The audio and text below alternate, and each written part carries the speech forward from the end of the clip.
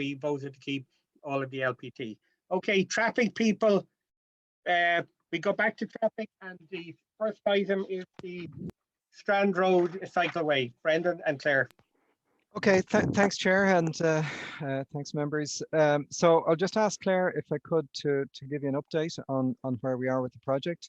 And once she's done that, then we'll take any questions that you may have. So I'll just pass you over to Claire for me. Okay. I just have a very short presentation. It's only 5 slides, but it's probably the easiest way to do it. So,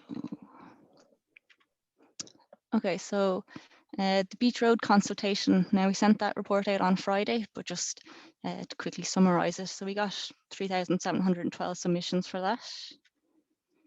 57% of those respondents who chose an option preferred the one-way vehicular option with the cycle track on the road and retaining the footpath. In addition then, I suppose, to the consultation, I suppose we just took in mind that the one-way option, it ties in with the arrangement for Strand Road, means no changes to the existing footpath. It'd be easier to reverse that arrangement post-trial if the cycle route is removed. There's little civil works involved with that option. The two-way option would mean we'd have to extend the footpath and move all the lighting columns to the back of the footpath. And the traffic modelling as well showed that the one-way option results in a much smaller traffic increases in the area than the two-way, and also shows a large benefit for Strand Road itself, for Irish Town and Ringsend. So based on all that then, our proposal is for the Beach Road arrangement to be the same as Strand Road. So one-way traffic, on-road cycle lane, and no changes to the footpath.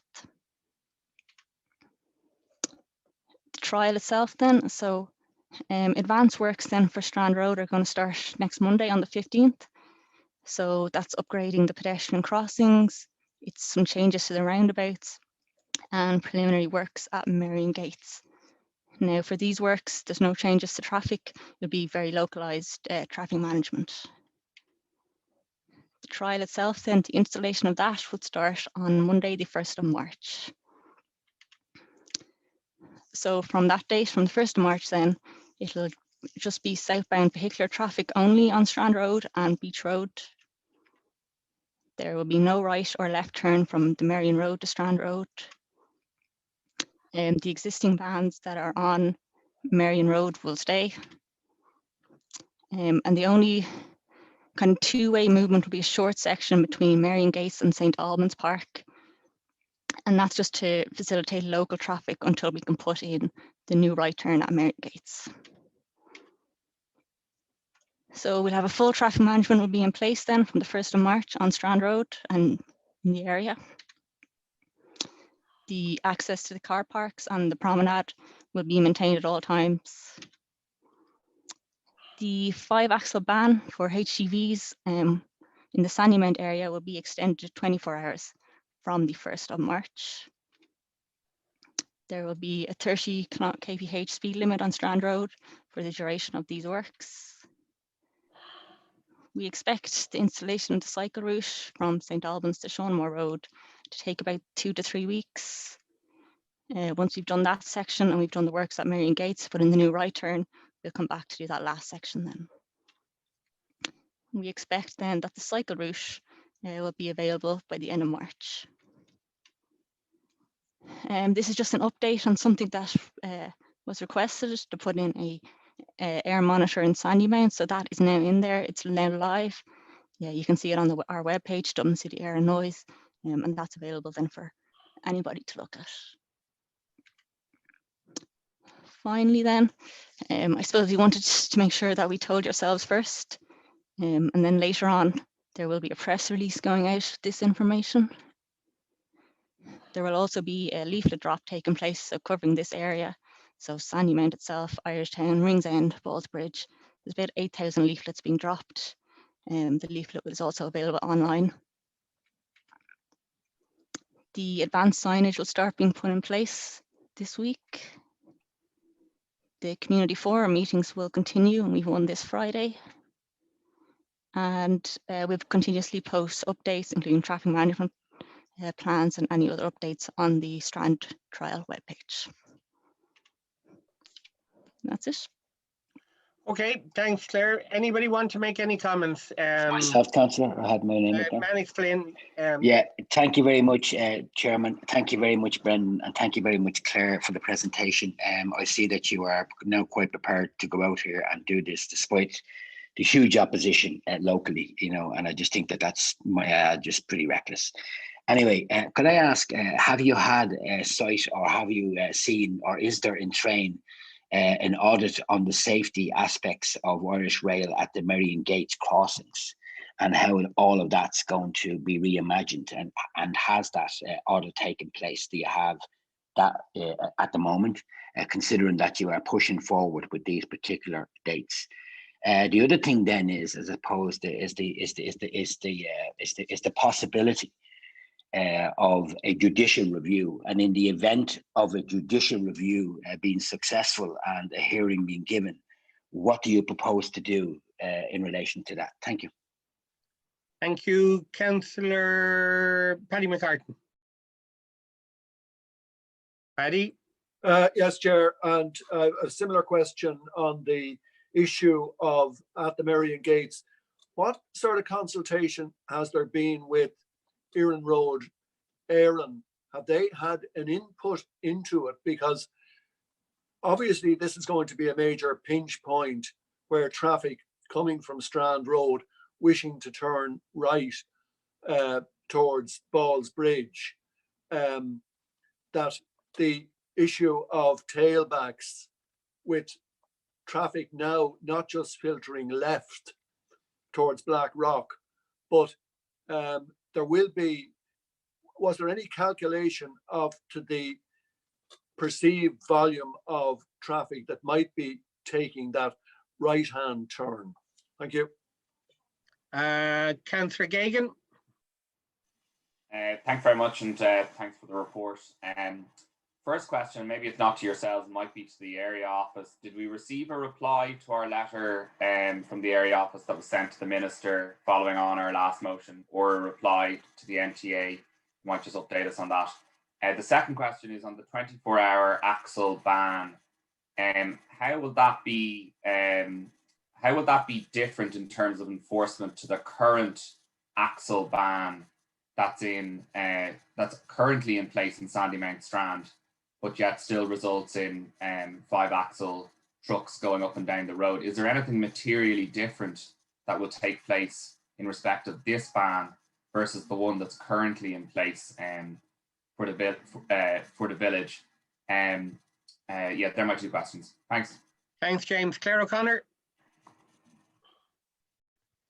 Thanks, Chair, and thanks for the report to Brent. Put down their hands, please. It's very difficult when people leave them up. Sorry, Claire. Thanks, Chair.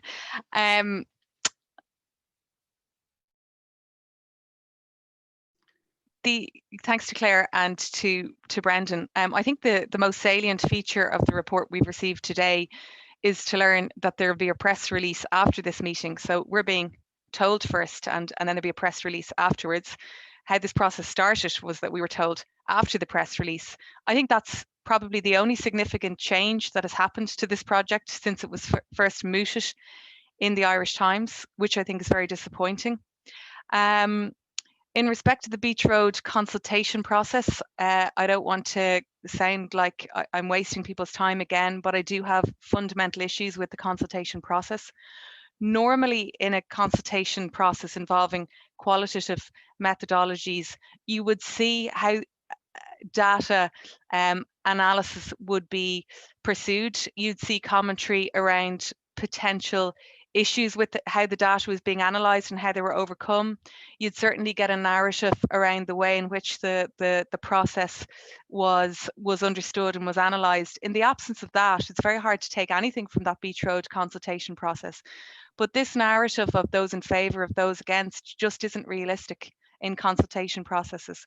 And it's also, in my view, not realistic not to have weighting in terms of demographics and in terms of the area. I fundamentally believe that somebody living within a kilometre of this cycle track is more entitled to their view than somebody living in Donegal or in Cork. So I do have fundamental issues, and I still say that this consultation process is flawed. And I think we can learn a lot from the proposed map in respect to the leaflet drop. Like looking at that, just a cursory look at it there, I don't see Aylesbury Road, I don't see Anglesey Road, I don't see anything south of that. I just think that's extraordinary, given the displacement of traffic will affect all of those areas. And I think the disconnect from the last meeting is probably a little unreasonable. I mean, at the last meeting, we determined, as Councillor Gagan has already suggested, to write to the Minister. I'd like to hear if there's a response from the Minister. If there isn't, that's not the fault of anyone here. It's probably not even the fault of the Minister, given the workload. But it certainly would, we need that for there to be a connectivity between each meeting, and not just keep rolling this project through. So as I said at the start, that the press releases after this meeting is about the only achievement I think that has happened since last August, if you're somebody that supported an off-road cycle track. Thank you. Thanks, Claire. Lord Mayor, sorry, Councillor Conroy, sorry, I didn't see you there. Thank you, Chair. Yeah, I just put the hand up again because I have been notified about notices being put on cars and doors out in Monkstown stating that there will be no access to the north side from the Marion Gates. So I'm asking, because there are so many residents in Dún Laoghaire-Rathdown that work in Dublin City Council area, that have school children going to schools in Dublin City Council area, that is there some cooperation or interaction between Dún Laoghaire-Rathdown about this, and information or leaflets being provided, because the boundary between Pembroke and the Dún Laoghaire-Rathdown area is very close to Marion Gates. And so it's an issue because of the people working in the city and living just outside and can't get through the Marion Gates. Thank you. Lord Mayor. Thanks a million. Yeah, so to Councillor O'Connor's point and Councillor Conroy there, information as much as we can inform people, because one of the major, I think, pitfalls of what has happened here is that people don't feel like they heard. People don't feel like they knew of what was going on before it happened, and it was only afterwards. And this is also why the whole point of making sure there's a release after this meeting, and that there is information sent out to all 7,000 residents as well in the area, because the whole thing is right now, you have neighbors against neighbors in the area, and the more that we can try to unite people and try to get people understanding that it is a trial and it is going to be over a period of time during COVID, to try to ease the current issues that we have when it comes to COVID mobility, that will actually help a lot. And I'm hoping the information that gets sent out by DCC would help. One of the other things myself and Brendan had spoke about was whether there should be a webinar on it as well to get other people along, because we saw that with STC, with SAMRA, that there were many people engaged, and it's all about how we engage people and propose that this is something that's fit for purpose. And to Councillor O'Connor's point, I fully get the completely get the sentiment of the locality and community should be first serve, and they are in this case, but there is other people who within the 5K use the biosphere, use this particular bit of land. So it's important that other people do feed into it as well. And it's about how we make the not only transport system in the city better, fit for purpose, but more sustainable in future. And it also provides amenity for the local community and as well as others. Thanks. Thanks, Lord Mayor. Just for my own part, I largely agree with Councillor O'Connor. I actually think this is a really bad day for local government. I think the fact that 4 of the 5 local councillors have been ignored. Well Majority of members of this area committee have been ignored, and the executive have rammed through a proposal against the expressed wishes of a considerable number of local people. I say that as somebody who does cycle along there quite regularly. I'm not anti-cyclist, but I am pro-democracy, and I'm pro-consultation, and I'm pro-building areas. I really, really hope I am wrong. I hope this works. I want this to work. But I want democracy to work better. And I think Dublin City Council executive has flown in the face of ordinary people. And, the figures, are disputed. I mean, I don't have them right in front of me because I'm trying to do about 5 different things here. But about 700 people who made submissions, views, have not been, included in this final decision of a majority in favour. So I really have huge problems with this. I totally disagree with the engineer's views in relation to having to move lampposts, seats, and all sorts of things along the footpath. I cycled that footpath 2 Sundays ago. I did it. I went along it. We only need to move them if we have to comply to every millimetre of an engineer's decision drawn up in UCD or somewhere else that has led to the, whatever it's called, the D. Moore's book.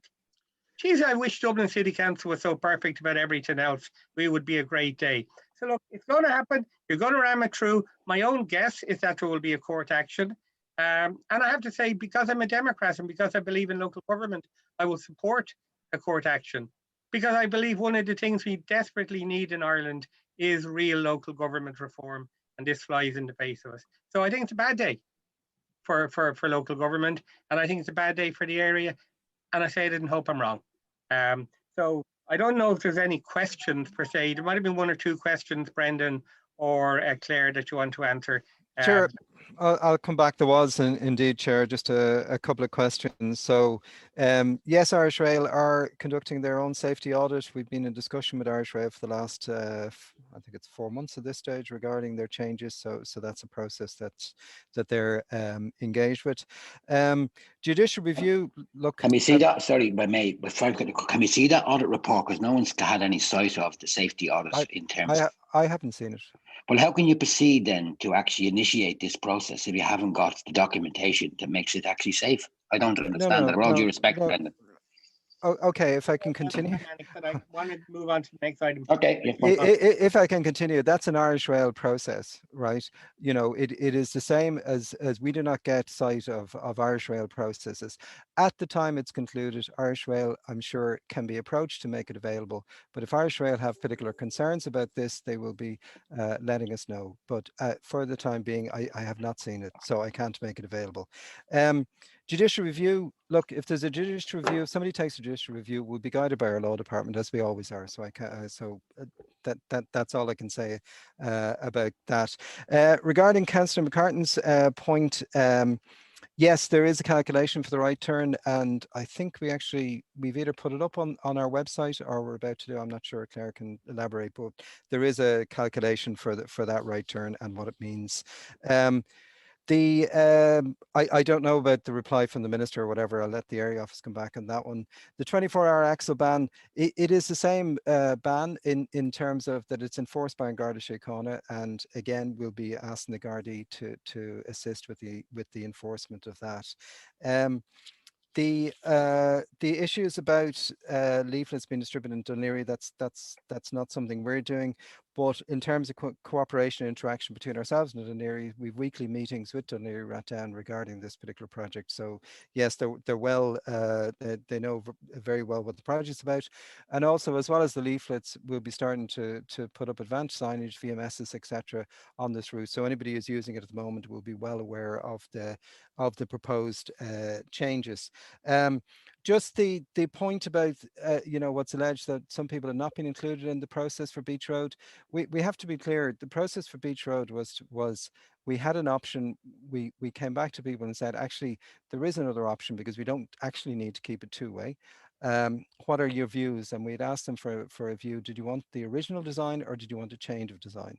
And we felt that was fair because it wasn't exactly what we'd asked in the first place. And we asked people to just tell us which option they would like to see being implemented.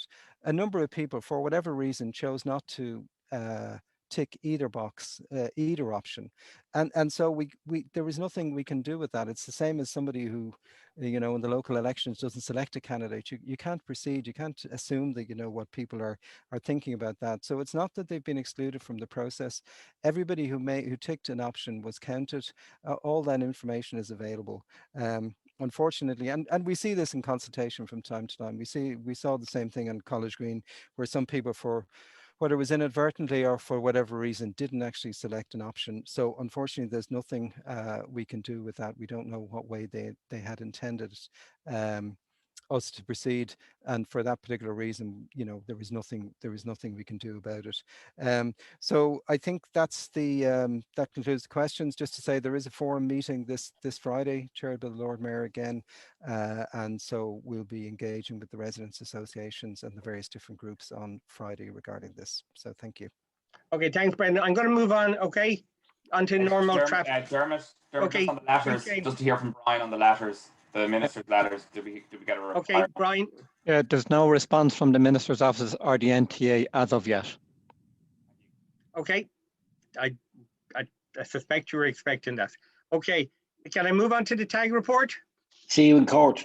Okay, let's move on. Okay, come on, we were doing well. Okay, page 1 of the tag report, any comments? Accepted.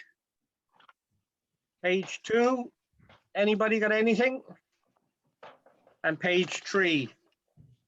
Okay, agreed? Great. Yep. Okay, we're then on to the road maintenance report. Can I just ask one thing myself, just while I'm on? I welcome the considerable expenditure on various roads in Ranelagh that have been looked for a long time. They are fairly atrocious, with sort of potholes all down the middle of Mornington Road and Ashfield Road. And just, I have been asked just one question. There various works have been done along